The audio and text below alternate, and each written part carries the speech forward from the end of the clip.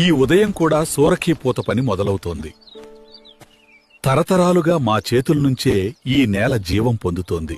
సూరఖీ పూతకు ఇటుకల పొడి, సున్నం, బెల్లం, కలబంద రసం కావాలి. ఇవి అన్నీ ప్రకృతి నుంచే వస్తాయి. ఈ మిశ్రమాన్ని మెల్లగా కలిపి కొన్ని గంటలు విశ్రాంతి ఇస్తాం.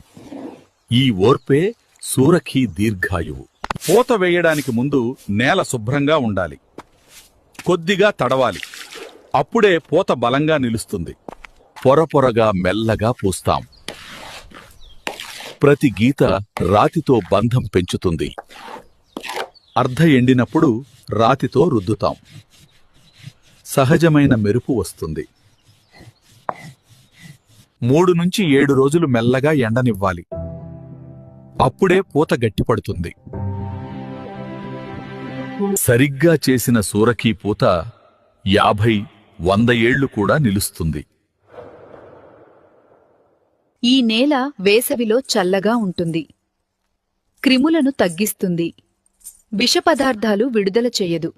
ఈ నేల కట్టడం కాదు, ఓర్పుతో పెంచడం. ఇదే సూరఖీ పూత శక్తి. ఇలాంటి మన